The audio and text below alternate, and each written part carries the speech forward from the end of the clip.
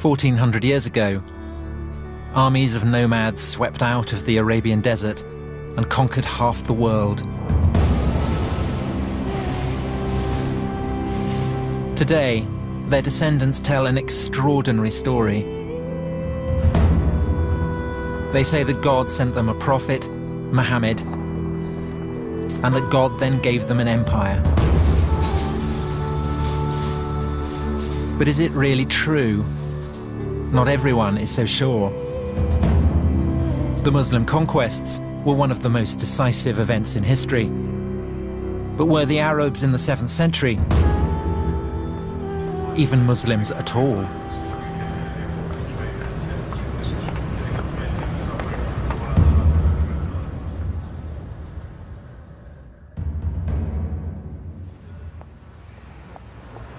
My name's Tom Holland. I'm a historian. I write about ancient empires, so Persian, Greek, Roman empires. And now I want to write about the most influential of all the ancient empires, the empire founded by the Arabs in the 7th century, the empire that gave us Islam. I thought that it would be a relatively simple matter. It's been said that Islam was born in the full light of history. But when I began on the project, I discovered that that wasn't actually the case at all. When it comes to Islam's beginnings, there is no full light of history, only a kind of darkness. And when you start looking, everything seems up for grabs. From the beginning, I felt like I was being sucked into a black hole.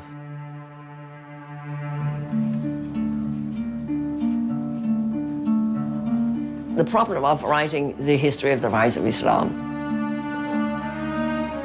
is that we have absence of evidence and we have nothing on which to tell a story.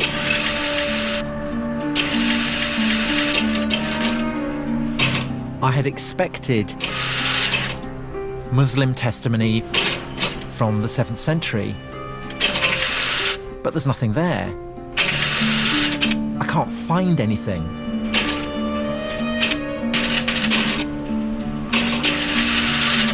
There's a problem here. You're delving into the origins of Muslims' deepest beliefs, but where is the historical evidence? Sometimes the belief of the believer and the understanding of the scholar cannot be squared. It's a choice between doing history and not doing history. And so I do the history even though it may hurt people. You have to say things that believers don't say, things that sometimes shock believers, things that sometimes make them very angry.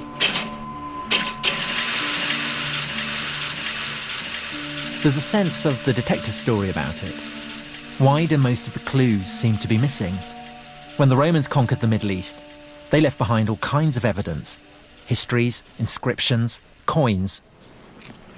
But with the Muslim conquest, silence. What can we actually say about Muhammad?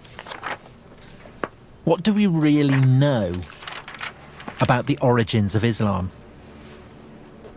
Where to begin? Well, maybe we should start at the beginning of the 7th century. It is 5 minutes to midnight, and the ancient world is about to change forever.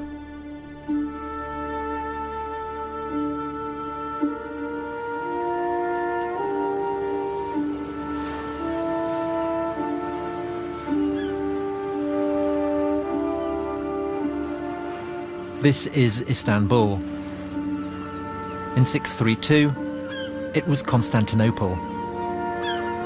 For 300 years, the capital city of the Roman Empire. A Christian city at the heart of a Christian world.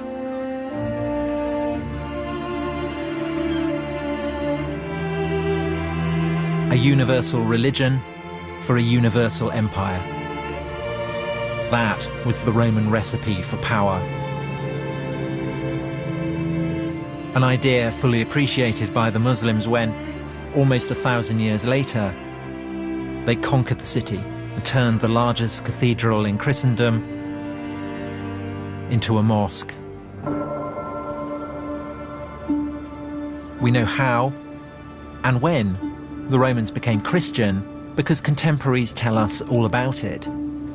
But what we don't know is how the Arabs became Muslim. Take a journey into the past, and you can't be certain where it's going to end. History is like a labyrinth. Once you're inside, who knows where it may lead?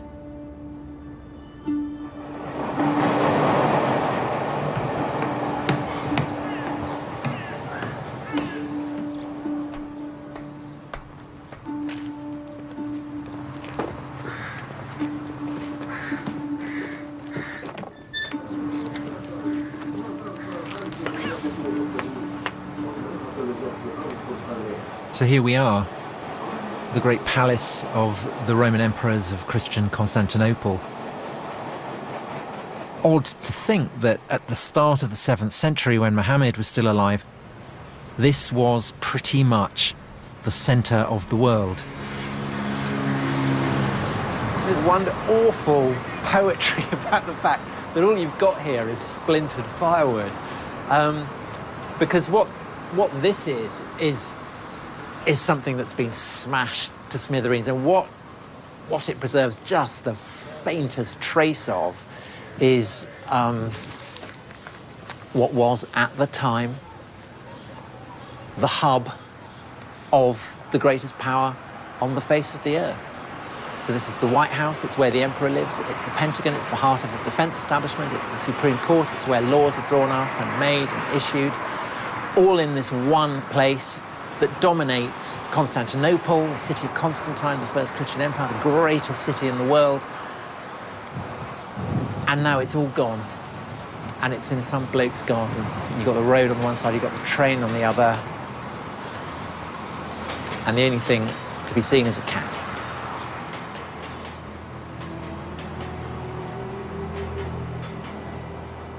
By 630, the Roman Empire had just overcome the worst crisis in its history. Its old enemies, the Persians, had overrun its fairest provinces. Persian troops had reached the very walls of Constantinople itself. Then, after 25 years of war, the Persians were defeated. The Roman Emperor was, once again, master of the universe. At such a moment, how could he have had any conceivable idea of the ruin that the heavens had in store for him?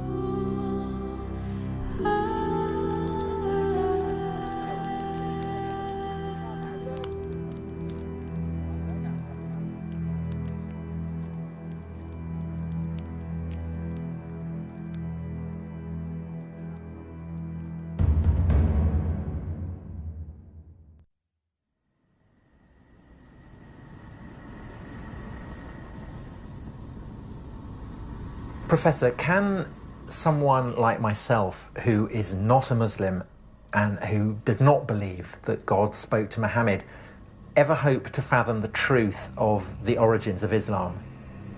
No.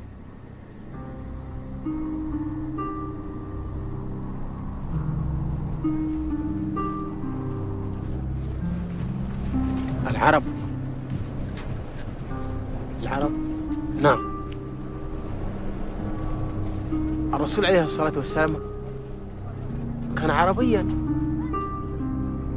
Bedouin, the face of the Arab conquest. The shock troops who, in the 7th century, swept out of Arabia and forged a colossal empire spanning half the world. And here in the desert, no one doubts that the conquerors were indeed Muslim. تركوا كل الدنيا، ما فكروا في التجارة، ما فكروا في الحياة، ما فكروا في أبناء. فكانوا يفكروا إني أقتتل أو أن أموت في نص الطريق أو أموت ضيعة أو جوعا أو شيء. لا كانوا يفكروا في هذا، لا في نجاح الإسلام. Everything was for Islam. That's what they say today. The victories, the conquest, the empire. But how do we know Islam even existed back then? ثبت الدين وثبت كل شيء والحمد لله احنا ماشيين على سن العسل على سنة الرسول. المسلمين هذه كلها من ذرية. يعني هذه احنا من ذرية الناس والله.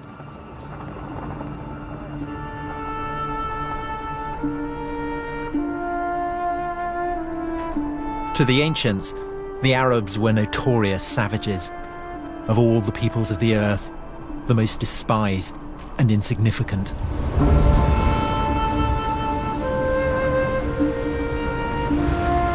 Yet after 10 years, in the first half of the 7th century, they deprived the Roman Empire of her richest provinces, crushed the Persian Empire, and taken possession of most of the Middle East. A staggering achievement. For most Muslims, a miracle. Only God could have made it happen. Bedouin Arabs, they're the margin of history during the Roman Empire. That through such a people, the whole of North Africa and Spain should be transformed in just a few decades, and a whole new civilization created within a century from China to France.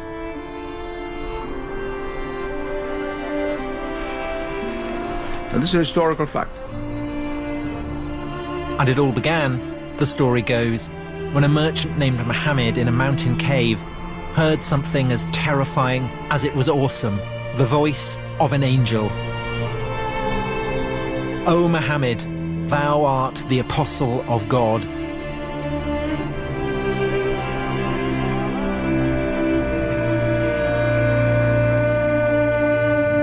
God had spoken to the Arabs.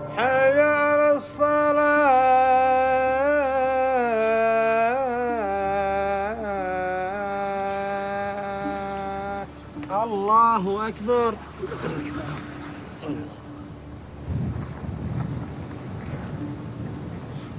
Allahu Akbar. The message was as clear as it was elemental. Allahu Akbar. There is only one God. Muhammad is the prophet of God. Sami Allah.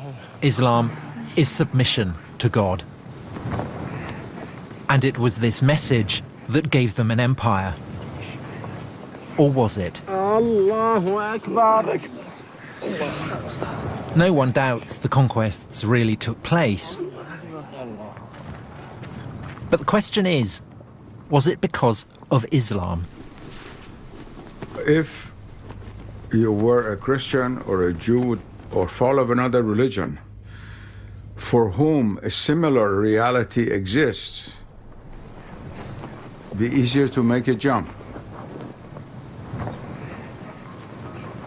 There's a very famous Arabic proverb which says, not being able to know something is no proof that it doesn't exist.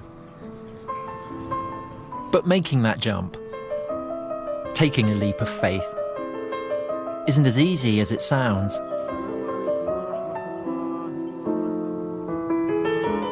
In Western universities, historical research is all about skepticism and doubt. And just as earlier generations of scholars turned a penetrating spotlight on the life of Jesus, so now some are taking a radical new look at the life of Muhammad. Patricia Kroner is a professor at Princeton. She is one of a number of historians whose research into the roots of Islam has sharply divided the world of early Islamic studies. You cannot reject the Muslim story, she wrote, but you cannot accept it either. The only solution is to step outside of the Islamic tradition and start again. There is a curtain as regards Muhammad that you can't get behind. What do we know about him and his life? Well, we know that he existed. We know that he was active somewhere in Arabia. We know that he's associated with the book, the Quran. He was the one who uttered it. But it doesn't get us to what actually happened, which is what, of course, a historian would like to reconstruct. We have absence of evidence. We have the Quran, and you can't tell the story of the basis of the Quran. We have various early non-Muslim sources. They don't add up to a story. We have nothing. We have this one book out of a nothing. There's complete darkness. But here, that's not the way they see things. The Bedouin think they know everything about Muhammad. His character, his wives, even his favourite food. This is a whole world founded on stories of Muhammad. كان يعيش الرسول على الجمال، وكانت هي الوحيدة الذي يتنقل عليها البدو والأجمال والإسلام، وإحنا على هذه نعيش ونتحمل الصبر. إن الصبر كويس، ونصبر على الماء، على الظما والأكل والجوع. ولكن هذا يعاني فيها الرسول وكانت الجيش لأجل الإسلام، لنصبر هذا الصبر، لنقطع هذه الصحاري، لننشر كلمة الإسلام إن شاء الله. But the problem is, how do we know this was what it was like? How can we separate what really happened from the hearsay and the myths? Do we know, did the Prophet Muhammad come here, Huna? Yes, يوان كان خرج من مكة إلى مناطق الشام وجاء على منطقة فجلس في شجرة في الصفاوي. Was there a tree? Was Muhammad even a travelling merchant? The evidence is almost non-existent.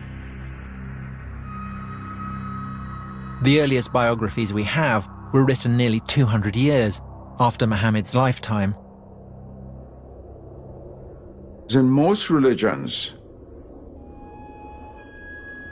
the tradition was handed down through oral history for millennia. This is put aside. That was called positive history. The oral tradition is completely negated. Well, oral tradition means that you remember what you want. Some of it must be history, and most of it is clearly not history. It's just that they have been reshaped, rethought. They have been taken out of their original context, serving new functions. They've been cleaned up by all kinds, or cleaned up or messed up, if you like, by all kinds of interests that people have in the memory. If supposing there is no written text of the time of the Prophet mentioning his name, the same is true of Christ. The same is true of Moses. That doesn't mean anything because there's always the oral tradition.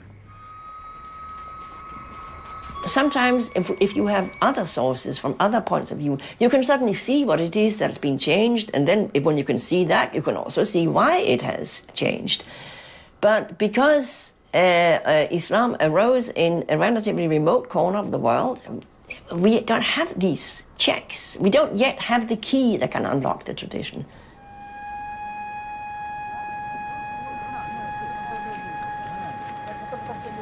I came here to get close to the tradition. And when you're here, you can feel its weight. It's in the air. It's palpable.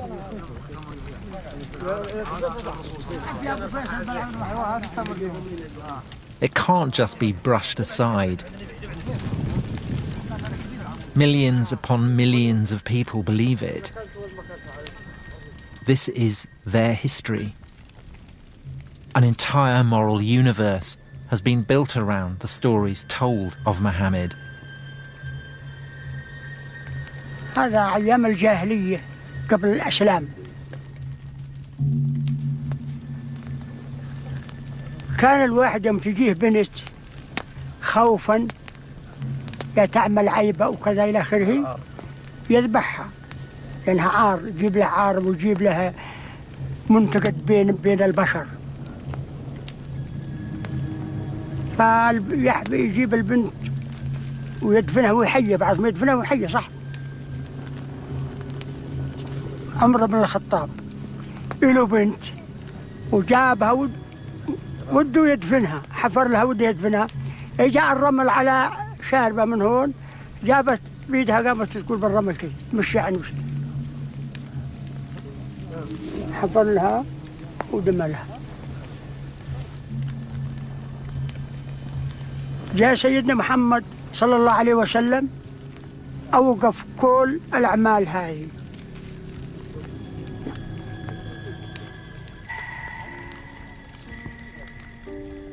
Listening to all these stories, part of me very moved. The other part of me was wondering, well, how do you know this? Where do these stories come from? Are they really true?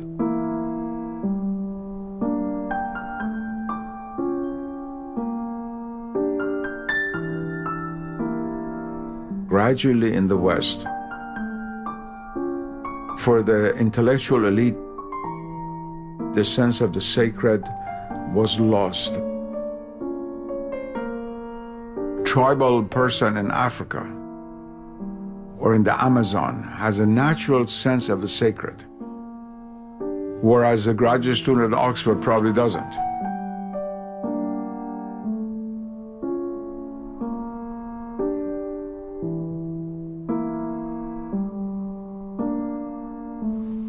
الله أكبر.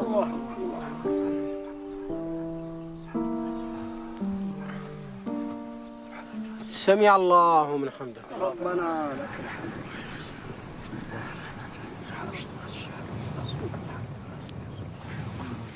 الله أكبر. الله أكبر. سبحان الله. الله أكبر. الله أكبر. يا رحمة الله. الله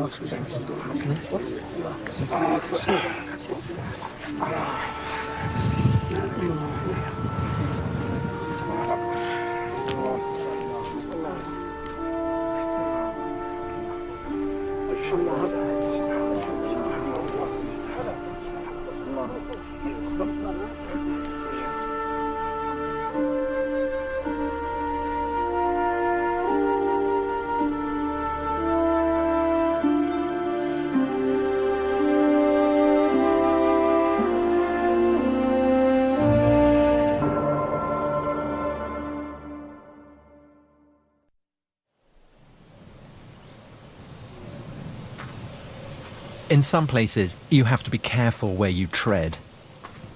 Muslims believe that from the very beginning, the great Arab conquests were all about Islam. But in the 7th century, you can barely find a new religion called Islam anywhere in the historical record. And that's why I've come here. This is Jerusalem. They've been building walls here for a long time.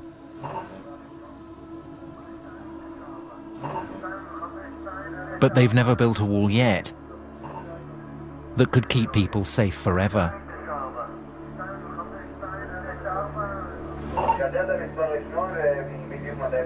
Historically, the capital city of God has always been one of the world's most conquerable places.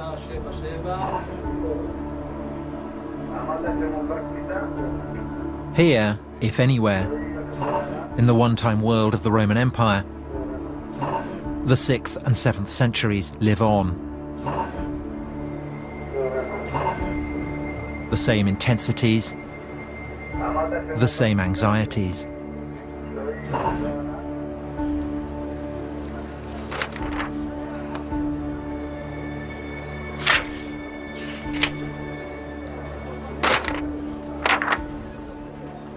For thousands of years, Jerusalem had been shaped and mapped by the religions of its rulers.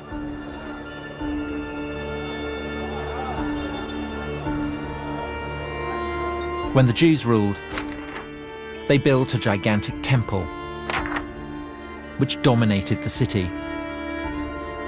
Later, when the Roman Empire became Christian, Jerusalem was transformed into the world centre of Christian pilgrimage. Look at the street plan now, and you saw a map of a Christian world. The Jews were gone, airbrushed out of the picture. The Romans constructed a new Holy of Holies, the Holy Sepulchre, a vast cathedral raised over the traditionally accepted site of Jesus' crucifixion.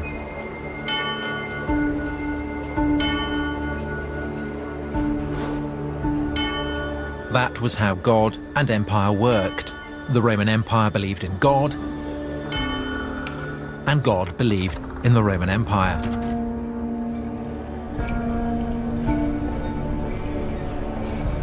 But then, in the year 636, God changed his mind. Arab marauders appear outside the walls. Sophronius, the city's bishop, writes that it is too dangerous to leave.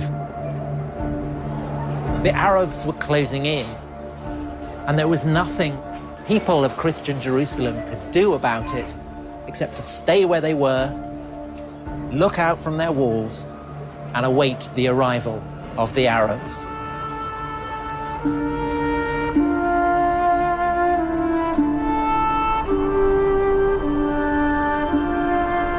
And out of the desert they came, and they had become irresistible. In 636, they beat a Roman army at Yarmouk. Soon after, they beat a Persian army at Qadisiyah.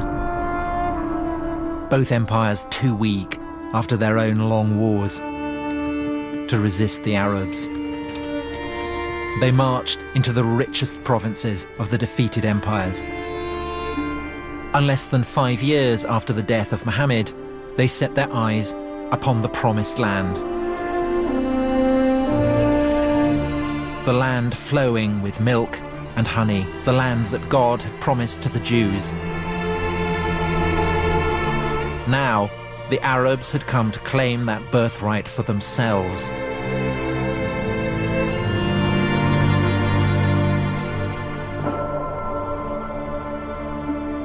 The children of Israel had made it a Jewish land. The Romans had made it a Christian, holy land. If the Arabs did arrive with a new religion, then we should be able to find its imprint here.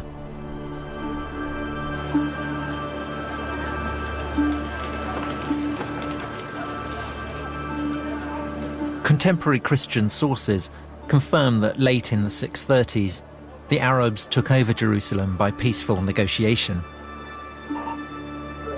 But what they don't say is what the conqueror's religion was.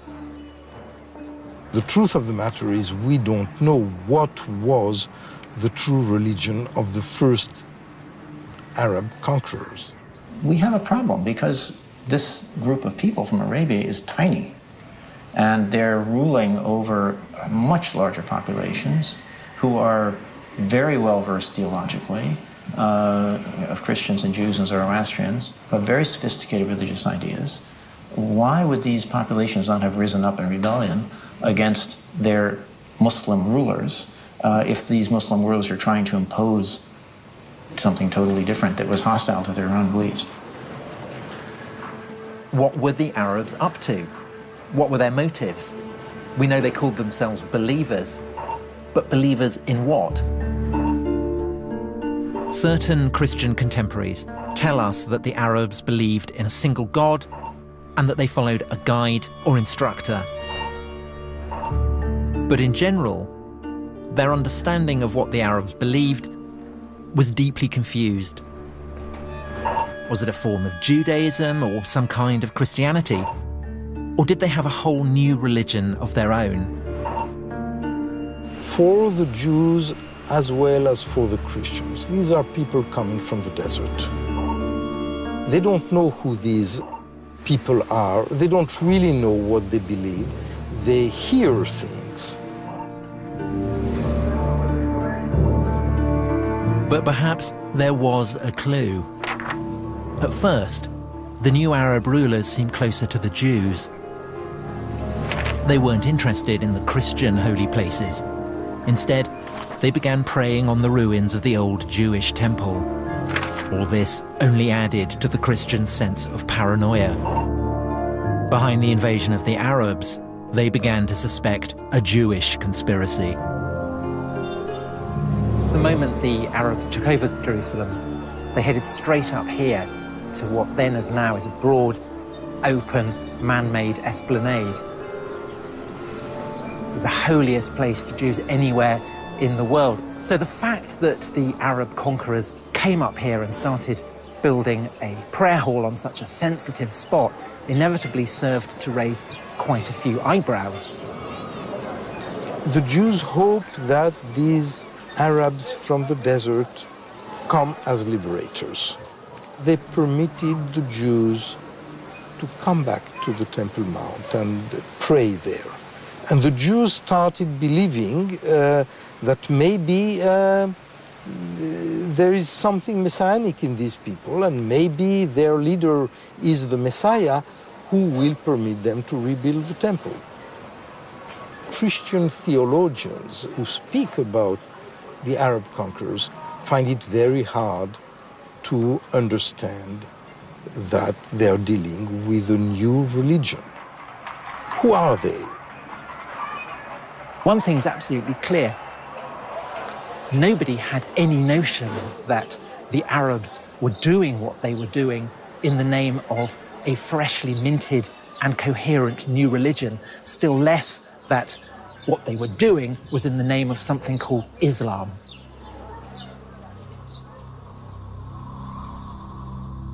So did Islam even exist in those early years after Muhammad? In Jerusalem, 30 years after the conquest, it was business as usual. There were Christian pilgrims in the streets. The churches were full. Ancient religions were practicing their ancient rites. But where was the prophet in all this? 30 years after the death of Muhammad, here in Jerusalem, an Arab warlord called Muawiyah was hailed as leader of the new Arab Empire. But if Muawiyah was a Muslim, then he showed precious little sign of it. The astonishing thing is that nowhere, not on his inscriptions, not on his coins, not on any of his documents, is there so much as a single mention of Muhammad.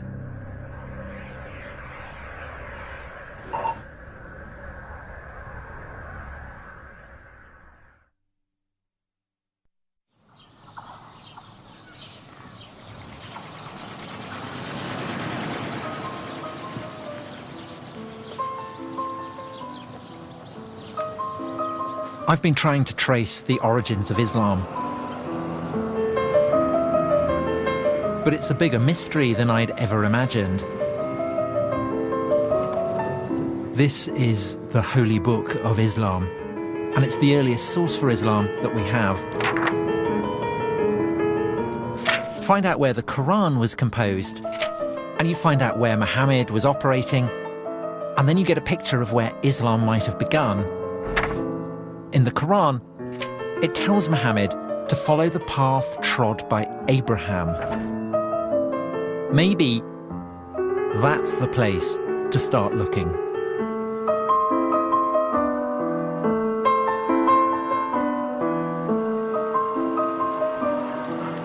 I'm in Hebron, which is a town on the West Bank, and I'm currently in a Jewish settlement.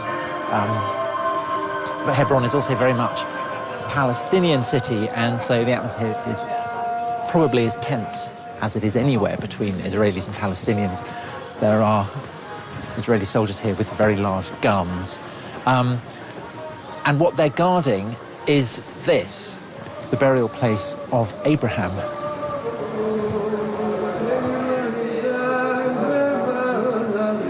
Abraham, through the line of his son Isaac, was the father of the Jews. When everyone else was still pagan, Abraham worshipped the one true God.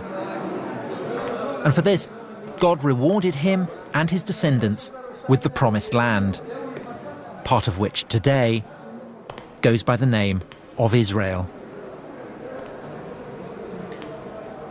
This is the tomb of Abraham. And the reason that the soldiers are here is that these are not the only people who regard him as their ancestor. And they're not the only people who believe that God gave them the promised land. On the other side of the grill are Muslims, and they tell a different story.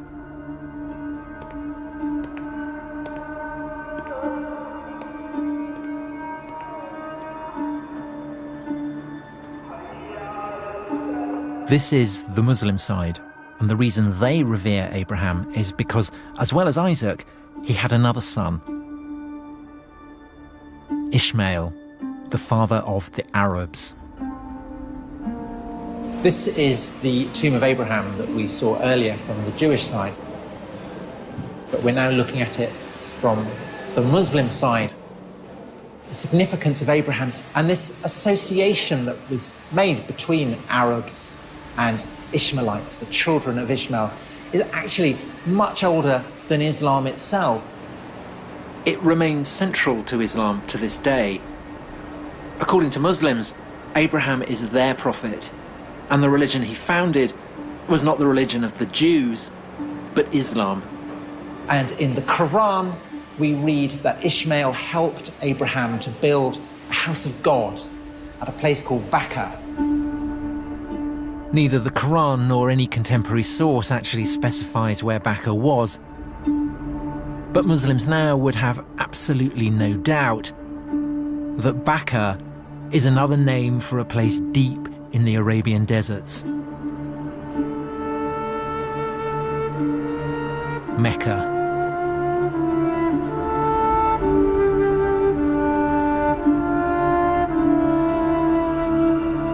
The holiest city in Islam, the birthplace of Muhammad.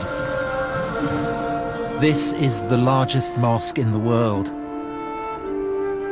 At its center, the Kaaba, the house of God, first built by Abraham and his son Ishmael, on foundations laid by the first man, Adam. It is older and holier than anywhere else in the world. It was in the hills above the city that Muhammad received the first of his revelations from God. These revelations would form the holy book of Islam, the Quran, the very word of God.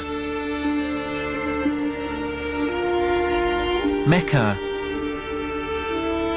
is where Muslims believe everything began. The crossroads of faith and history. Surely here then, you would think, we could find solid evidence for Islam's beginnings.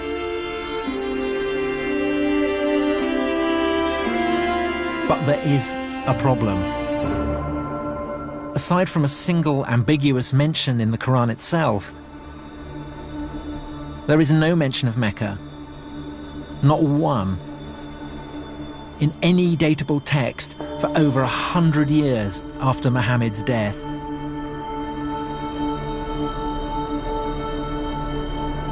How can we know that Muhammad does come from Mecca? We can't. But on the other hand, if he doesn't come from there, you have to come up with a plausible alternative for where he might have come from, and why would you want to take that on? Why take it on? Well, you know, it's what historians do. If things don't fit, you try something else that might fit.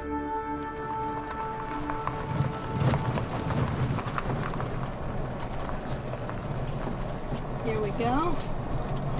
So this is it? Yeah, here we are. In the Quran, the faithful are instructed to pray in the direction of a holy sanctuary. But what it doesn't ever say is that this sanctuary stood at Mecca. And to some archaeologists, a few early mosques suggest something different. We're talking about one of the earliest examples we have of a mosque. And you date it 100 years after Muhammad? Somewhere within 100 years or so. Because here, as we go into it, you can see... This is it? This is it, yeah. This is the mosque? This is the mosque. And what you can... What you can see here, we have an apse which is not facing Mecca. It's not facing the south. It's actually facing towards the east, towards the sun rising. This is an example of the time before the direction had actually been preferred towards Mecca. So the implication of that is that at this early stage of Islam, the focus of prayer has not yet been absolutely fixed. The direction of prayer had not been well established yet. So it's a bit like the concrete hasn't yet set. It's that you can still play with it, you can still fiddle around with it, you can experiment with it. Very much so. Mm-hmm. Yeah. Wow. Not a decisive clue, perhaps. But it is suggestive that even though there are no Muslim sources, there are reports from Christian writers of the time that the Arab conquerors bowed their heads in prayer not in the direction of Mecca, but in a quite different direction. Somewhere further north.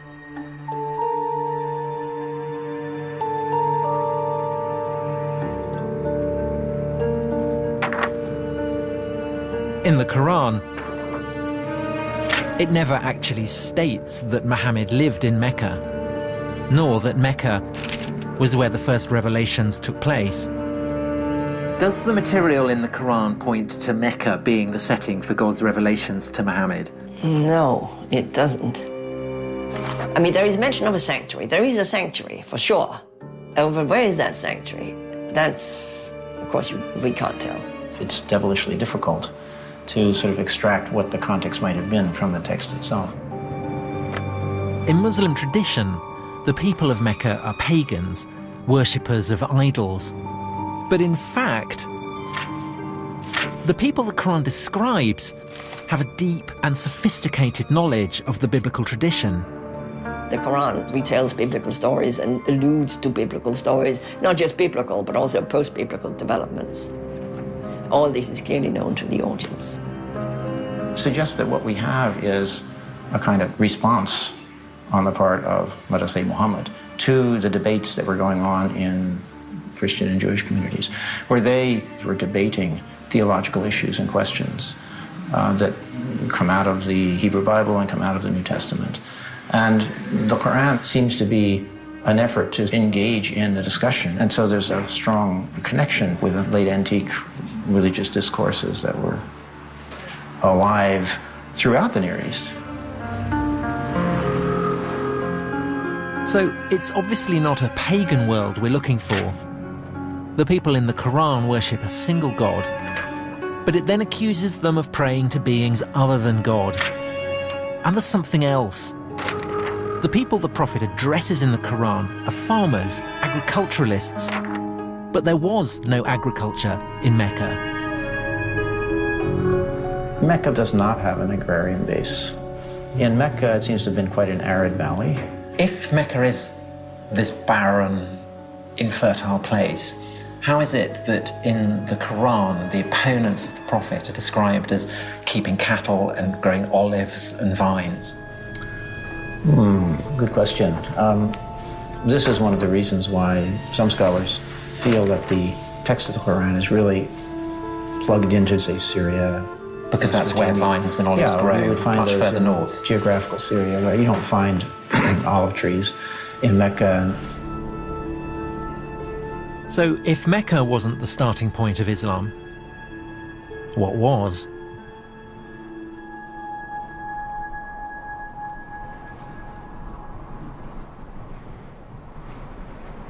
If you're following the clues in the Quran itself, then you're looking for a landscape inhabited by olive-growing Arabs who have a deep knowledge of the biblical tradition, but whose worship of a single god might seem to some a little shop-soiled. This is the city of Avdat, in the Negev desert. Back in the early 7th century, it was an Arab city on the very fringes of the Roman Empire. Nominally Christian, but with hints of a recently pagan past.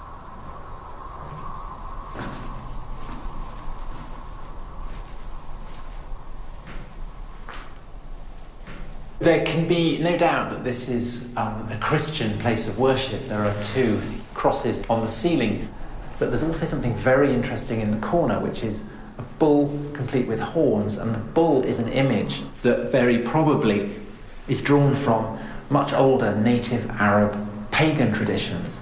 That doesn't mean that the Christians who built this were themselves pagan, but it does mean, I think, that they are giving their monotheism, their belief in a single god, a little bit of pagan colour. And that essentially is the crime that Muhammad in the Quran seems to be accusing his opponents of. But Avdat had more than the right religious complexion. It also had agriculture and olives. In the lifetime of Muhammad, all this would have been green. It would have been agricultural fields as far as the eye can see. Archaeology leaves no doubt that there was a sophisticated irrigation system here that really did make the desert bloom. And so while that doesn't mean that this Avdat is the actual spot where the Quran was composed, it does imply, I think, that the region as a whole seems to fit the wider context of the Quran better than somewhere much further south, in the arid region of Mecca.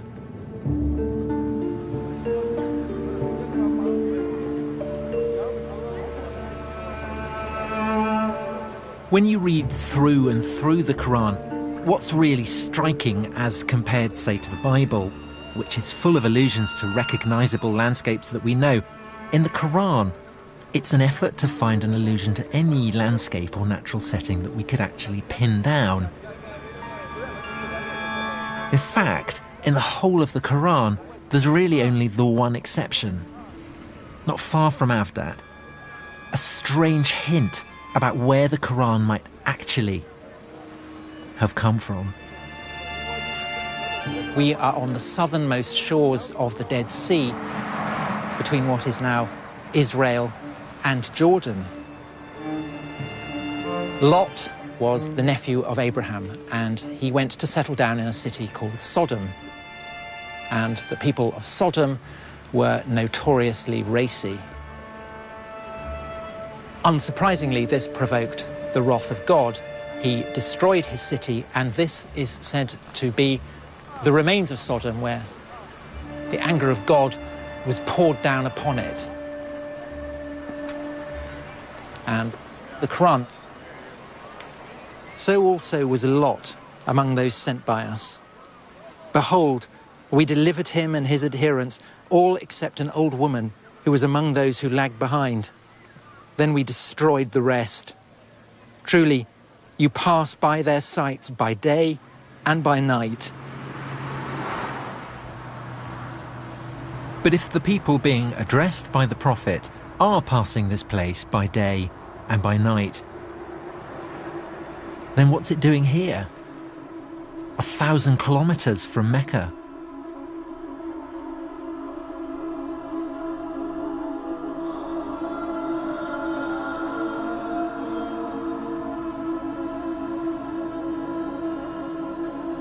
In terms of someone who is looking for clues,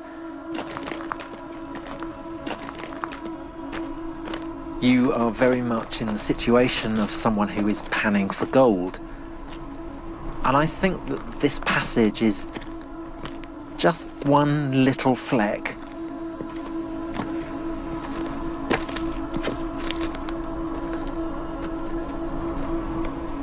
I mean, there is one possibility, of course, which is that this one fragment originated in this neighborhood. Perhaps the rest came from elsewhere. But that then begs the question of where all the various component parts of the Quran are coming from. Are they necessarily to be attributed to one person living at one time? Again, when you start asking that question, it's very hard to know how far to push it.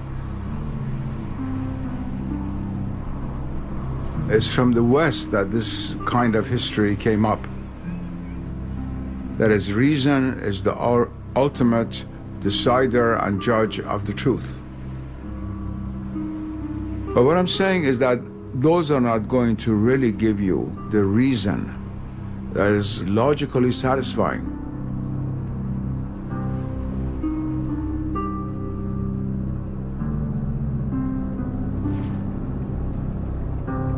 Where do you think the likeliest place of its origin? Well, that I don't know. That I don't know. I don't think I should speculate on that. Okay, all right. Okay.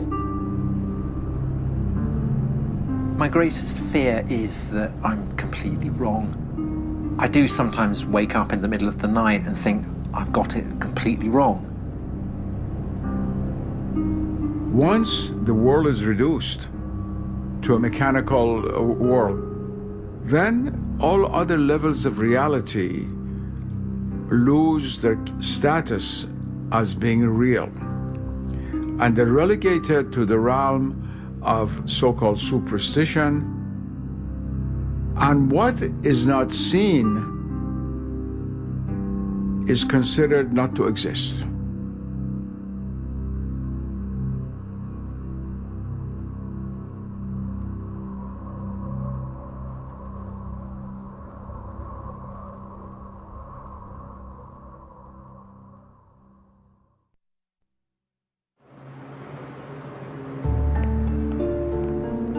Trying to track the origins of Islam has been like chasing a mirage. The Arabs conquer half the world, but they don't talk about Muhammad. There's no mention of Mecca. So what do they do in detective stories? They follow the money. Any of these? What's the first coin that actually mentions the name of the Prophet Muhammad on the coins? Do any of these coins mention Muhammad by name? with Muawiyah. Yeah, but is the name of the Prophet Muhammad mentioned? No. Every coin tells a story. Every inscription conveys an idea of power. But sometimes what's not on the coin can be just as significant as what is. It would be nice to see the earliest coin that mentions Muhammad. The earliest coin that has Muhammad's has the name of Muhammad. They don't have it, but because it's odd that we're 60 years on from the death of Muhammad and no mention of Muhammad. For nearly 60 years, the rulers of the Arab Empire didn't put Muhammad on their coins, and then they did. Maybe 60 years was what they needed to work out what the story really was. Maybe the issue isn't why Muhammad was not on the coinage at the beginning, but how he got there in the end. What if I've been asking the wrong question?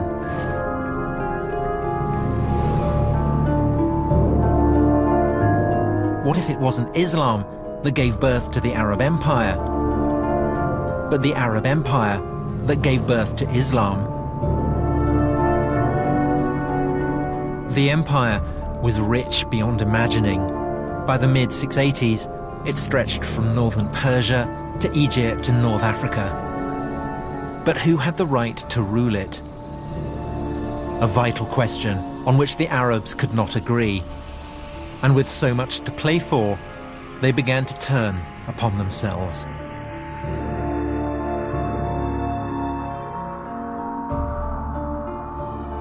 It's 680, 50 years on from the death of Muhammad. A deadly spiral of rebellion and civil war is threatening the Arab Empire with implosion. And from deep within the Arabian desert, a new claimant to the empire emerges. His name, Abdullah ibn al-Zubayr. And Ibn al-Zubayr is going to change the game.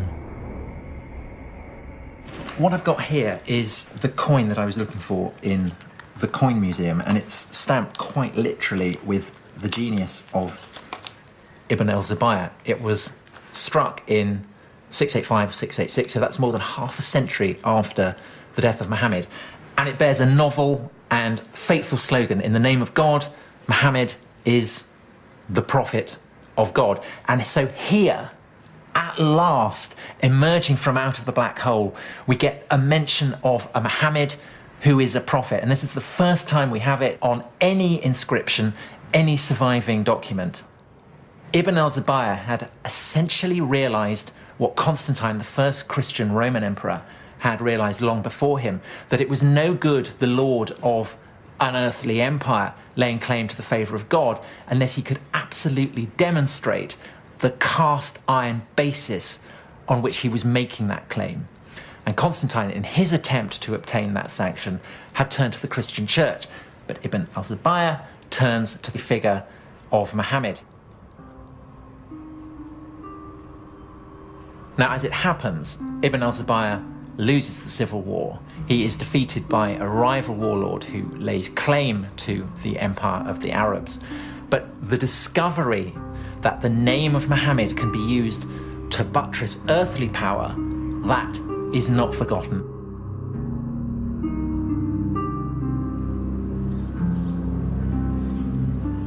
The civil war had been a very close-run thing. And the victorious warlord, Abd al-Malik, had no intention of ever again allowing Muhammad's legacy to fall into the hands of a dangerous rival. The Romans had known all about religion and power. When they had become Christian, they had redrawn the map of Jerusalem. Now, Abd al-Malik set about fashioning a holy city of his own.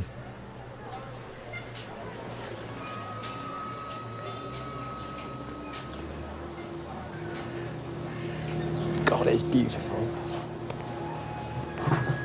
The Dome of the Rock. It's the oldest Islamic building in existence. In design, it was Roman. And Abd al-Malik was doing something else that was Roman, plugging his dominion into the power of God. On the walls, there is an unequivocal mission statement. Religion, in the eyes of God, is Islam. There are mentions of Muhammad, quotations from the Quran. At last, something that we can recognize unmistakably as a new religion. There's a sense here of something new coming into being. There's the sense of the old, the Roman-style pillars and the mosaics. And yet, this is clearly not Roman, this is clearly not Christian. This is the beginning of something very, very potent, a harbinger of a spectacular future. It was built on the very site of the old Jewish temple. Down here, the foundation stone of the world, the very junction of heaven and earth.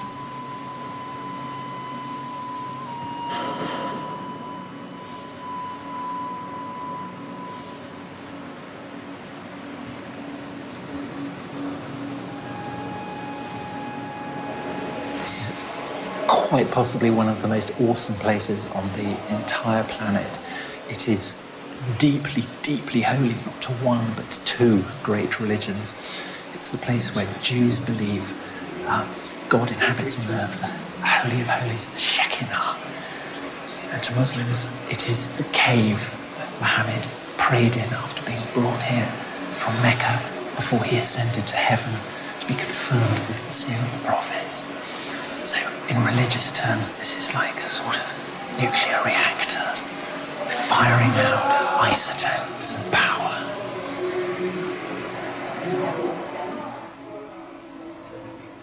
is certainly a very grand statement that we Muslims have superseded you Jews. And we have superseded you Christians by being filled with inscriptions directed against Christian Trinitarian beliefs. So it's Muslims saying, we are here, we've come to stay, and we are the winners. Abdul Malik now rules his empire as the deputy of God, just as the Christian Roman emperors had done. And like the Roman emperors, he has built a house of God in Jerusalem. But Abdul Malik, Lord of Jerusalem though he is also an Arab. Perhaps for Arabs, Jerusalem, for all its ancient and unrivaled potency, owed too much to the Jews and Christians to stand alone as the holy city of the new Arab empire.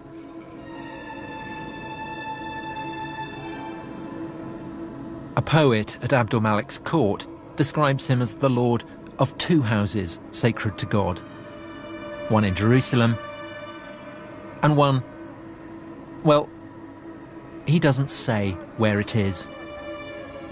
And for 100 years after the death of Muhammad, no one says where it is.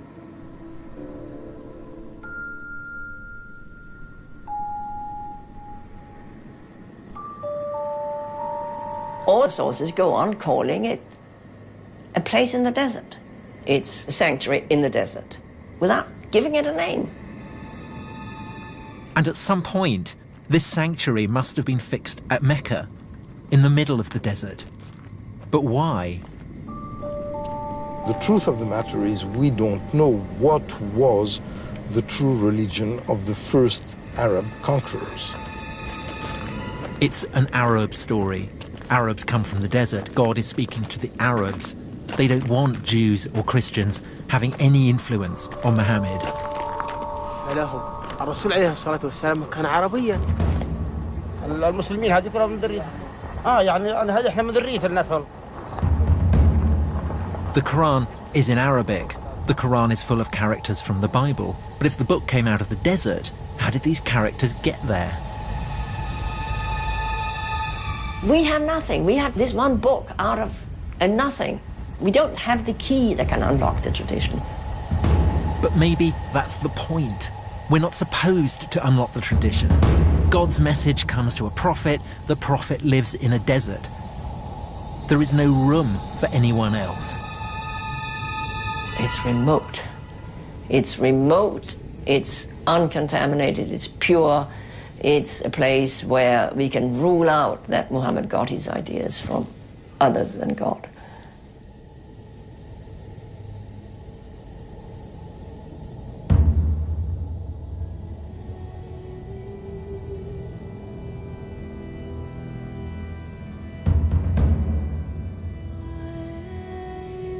It's interesting that this rationalistic history is very weak in being able to provide causes for certain effects. Not being able to know something is no proof that it doesn't exist. You begin by looking in the record, and all you find is emptiness. And you end up in the desert, and all you see is emptiness. But perhaps the emptiness is the answer. Maybe Mecca gave Islam what it most needed. A blank sheet where Muslims could put their prophet beyond the reach of history.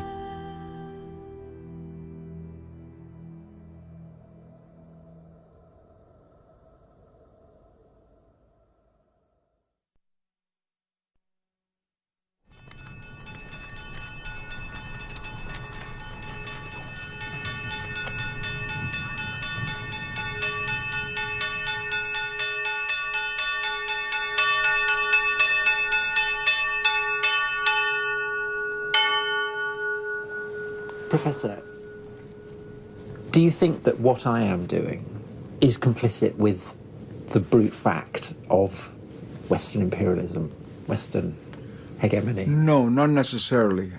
As long as you remain aware of what you're doing. If you come as a Western scholar or historian, and in all honesty, present what your worldview is, and let's say when I look at the Islamic world from this paradigm, this is what I see, and bring out why this is different from how Muslims see themselves, that I think is a very honest effort, and is a good effort. But if you try to act as a doctor to a child, take this medicine, is good for you, you don't know, you're eating the wrong thing, this is how it should be, that's where the problem begins. And the Muslim world is no longer going to accept that. The days when the British would bring scholars from England to teach Indians how to be Hindus and Muslims is finished. It's finished. It's true, before I began, I did have preconceptions. I was brought up a Christian, but I was also brought up in an environment that questions everything. Studying ancient history is a process of paint stripping, tearing away stories that you want to believe the literal truth of. This is supposed to be Mount Sinai, where Moses saw the burning bush, where God gave him the 10 Commandments. But there's no historical evidence for any of this. Christian monastery, Roman fortifications, the old partnership, God and empire. Between them, they turned this place into Sinai. In my heart, I want to believe it, but my head won't let me. We believed that there was a living tradition kept by the people here, that this is where God had revealed himself in an extraordinary way. How much would it matter if it turned out that this wasn't the place where Moses had received the 10 Commandments? But the spiritual encounter with God is more important. The reality is there, even if your eyes aren't open to see things in actuality. God is always present, but you're not aware of his presence. Ultimately, the city of God matters more than the city of man. Yes.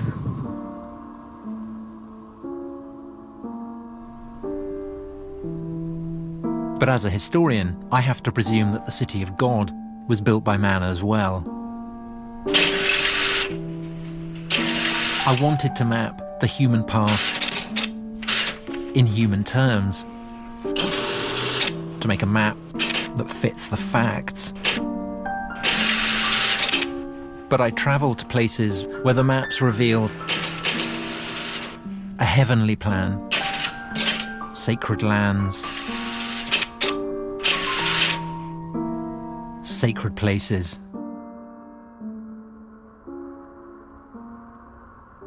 A world where you don't have to believe in God to feel the power of God.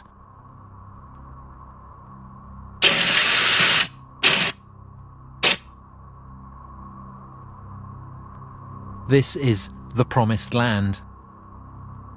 Some call it Israel, some call it Palestine.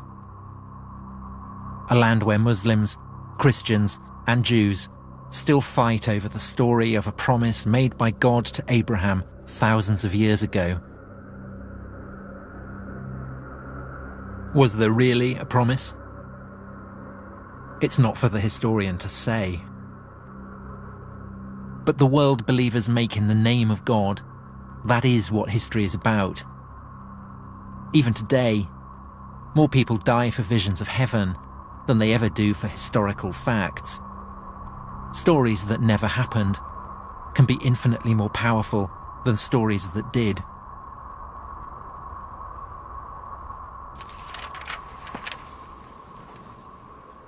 I set out to write the story of the beginnings of Islam. If you're a Muslim, then there's no problem. Everything is explained by God. But I'm not a Muslim. And I don't think that civilizations appear like lightning from a clear blue sky. What I think now is that Islam emerged from a whole range of circumstances. From the religions and the empires and the convulsions of the world that witnessed its birth. And yes, of course, it is still the case. The black hole that surrounds Islam's beginnings doesn't give up its secrets easily. But maybe we are getting somewhere. The search for the historical Muhammad, for the origins of the Quran, for the whereabouts of the first sanctuary, for the way Islam evolved out of the Arab Empire.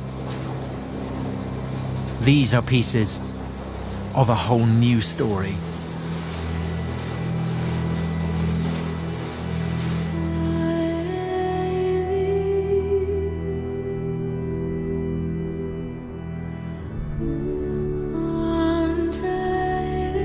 Tomorrow night, the wait is over. The Paralympic Games opening ceremony kicks off at 8. It's shrouded in secrecy, but I can tell you in all probability it won't feature Timothy Spall in a hat like the other one.